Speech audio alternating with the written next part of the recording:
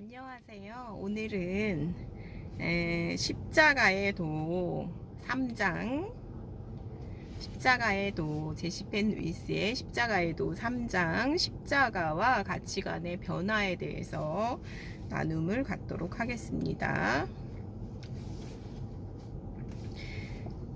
고린도후서 5장 14절 16절을 읽어보면요, 그리스도의 사랑이 우리를 강권하시는도다. 우리가 생각하건대 한 사람이 모든 사람을 대신하여 죽었은즉 모든 사람이 죽은 것이라. 그가 모든 사람을 대신하여 죽으심은 살아있는 자들로 하여금 다시는 그들 자신을 위하여 살지 않고 오직 그들을 대신하여 죽었다가 다시 살아나신 이를 위하여 살게 하려 함이라. 그러므로 우리가 이제부터는 어떤 사람도 육신을 따라 알지 아니하노라. 비록 우리가 그리스도도 육신을 따라 알았으나 이제부터는 그같이 알지 아니하노라. 자, 중심이 변화된 사람이 사는 법은요, 그분의 죽음 안에서 우리가 그리스도와 하나로 여겨진다는 진리가 법적인 사실로 인정될 뿐만 아니라 자아가 지속적인 죽음의 위치에 있음으로써 부활하신 주님과 연합을 이루는 데까지 나아가는 것이다. 바로 여기서 실제적인 생명의 역사가 시작된다. 십자가는 우리의 언어 습관을 다루신다. 우리의 옛 창조에 속한 생명은 매우 헤프게 살아가는 경향이 있다. 그러나 그리스도께서 우리의 중심이 되시고 내가 십자가에 넘겨지면 우리의 온전해진 생명은 빛으로 나와 그분께 복종하게 된다. 우리는 말하기를 더디 할 수밖에 없다. 쓸데없는 말이나 세상적인 소음들은 우리에게서 자취를 감출 것이다. 세상적인 관심사에 대해 아무 할 말이 없는 우리는 그저 조용히 앉아있고 싶어질 것이다. 거기서 더 나아가 시끄럽게 외쳐대는 육적인 세상에서 함께 멍에를 맬 수 없는 것에 대해 오히려 만족을 느낄 것이다. 그리스도의 교회 안에서 사람들은 영적인 유아들이나 하는 말들을 쏟아내고 있다. 우리는 단지 소리다. 우리는 단지 나는 소리다 라고 외친 세례 요한의 심정이 될 수 있겠는가? 주님께서 우리가 하는 말들을 다루어 주시기를 소원한다. 오직 너희는 예할 것은 예하고 아니요 할 것은 아니요 하라. 이에서 지나는 것은 악한 자로부터 나느니라. 마태복음 5장 37절. 악한 자는 옛 창조에 속한 생명 안에서 지금도 일하고 있으며 그는 우리를 부채질하여 말의 홍수로 흥분시키는 방법을 잘 알고 있다. 내가 아무것도 스스로 할 수 없노라. 강단에서 하나님의 말씀을 전하는 사람들은 특히 조심해야 한다.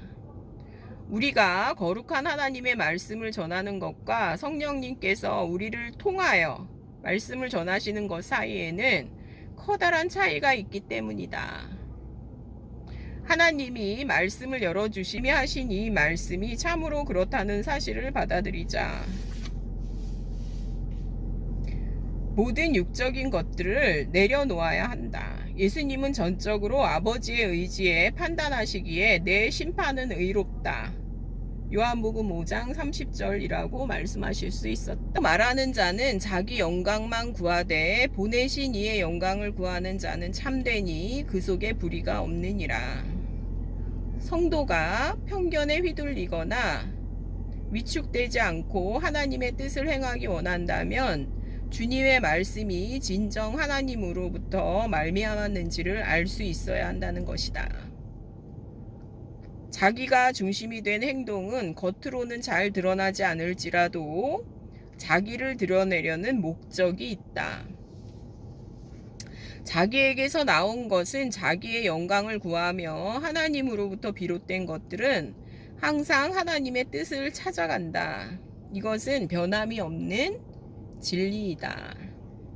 그래서 어떤 사람들은 자기가 깨달은 거는 아니거든요. 사실은 우리는 많은 믿음의 선진들에 의해서, 책에 의해서, 은혜에 의해서, 어떤 사람들에 의해서 깨닫는 거거든요. 근데 이제 교주로 등장한 사람들의 얘기를 보면 참 교만하죠. 그래서 어떤 사람은 뭐 아무데도 없는 뭐 복음을 뭐 자기가 알고 있다든가, 뭐 이제 다른 모든 단체는 복음이 아니고 자기 단체만 복음이 있다 한다거나, 뭐 2000년 만에 깨달은 뭐 은혜의 복음과 십자가의 복음이라고 말한다거나, 뭐 6000년 역사에서 자기만 깨달았다거나, 얼마나 웃겨요. 그러니까 자기가 뭔데요. 그러니까 우리를 통해서 말씀하시는 거거든요. 아무것도 아니거든요. 우리는 파이프일 뿐이거든요. 파이프. 그러니까 세례 요한은 어떻게 말했냐면, 나는 너가 광야에서 외치는 자의, 나는 광야에서 외치는 자의 소리다 이렇게 얘기한 거거든요. 파이프다 이렇게 얘기한 거거든요. 그러니까 하나님의 말씀을 나를 통해서 전달하는 거지, 나는 아무것도 아니죠. 우리가 이제 말하는 거를, 하여간 교주들이 말하는 거를 잘 유심히 봐야 돼요. 하나님께서는 말과 행동의 주체자인 나를 십자가에서 처리한 사람, 곧 자기 중심이 변화된 사람에게만 자신을 드러내시고 진리를 알게 하신다.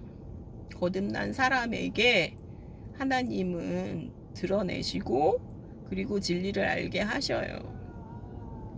이러한 방식으로만 하나님의 말씀이 계시될 때 우리는 그 말씀을 순전하게 받아들이고 그 말씀 위에 흔들림 없이 설 수 있다.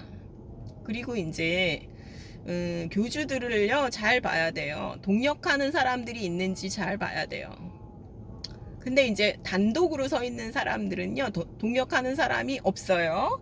그 이론을 뒷받침할 수 있는 교주가 어떤 이론을 이제 제시하는데 뒷받침할 수 있는 동역자가 없어요. 그러면 그건 이상한 거예요. 근데 이제 동역자가 있어요. 어떤 동역자가 있는데 달리하면서도 다양하면서도 뒷받침할 수 있다. 그러면은 이제 거의 이제 잘못될 확률이 없어지죠. 거의. 왜 그러냐면요 사도 바울도요 혼자서 자기가 독특한 거를 혼자서 설파한 사람이 아니에요.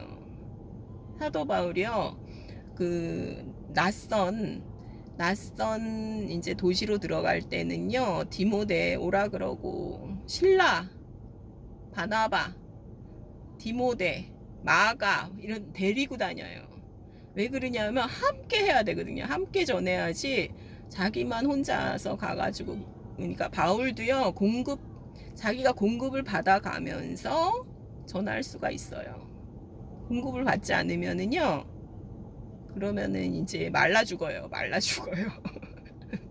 그러니까 생수의 공급을 받으면서 생수를 전할 수 있는 거예요. 그러니까 이거는 굉장히 중요한 문제지. 왜 어떤 분은 이제 그래요. 저보고 본인이 생명이 있다 하면 어떤 단체에 들어가서도 그게 확장이 된다는 거예요. 확장이 되고 퍼진다는 거예요. 그렇지 않아요. 잡아먹혀요. 동역자들이 있어야 돼요. 낯선 도시로 들어가면서 바울이 니네가 올 때까지 바나바나 실라나 그 디모데나 올 때까지 내가 이제 저 도시로 들어가지 않겠다 이러는 적도 있었어요. 바울도. 근데 하물며 제가 어디 단체로 들어가가지고 내가 생명이 있다 그래가지고 저 그렇게 못 있어요, 못 살아요. 그러면 말라 죽죠. 그러니까 그거는 말도 안 되는 얘기고 동역자들이 있어야 된다는 거. 예수님은 요한복음 8장 28절에서 또 이렇게 말씀하신다. 너희는 인자를 든 후에 내가 그인 줄 알고 또 내가 스스로 아무것도 하지 아니하고 오직 아버지께서 가르치신 대로 이런 것을 말하는 줄도 알리라. 그러므로 이제 우리 앞에 놓인 과제는 이것이다. 나는 그리스도를 위해 십자가에 못 박히고 하나님께서 우리 존재의 중심을 새롭게 변화시켰는가?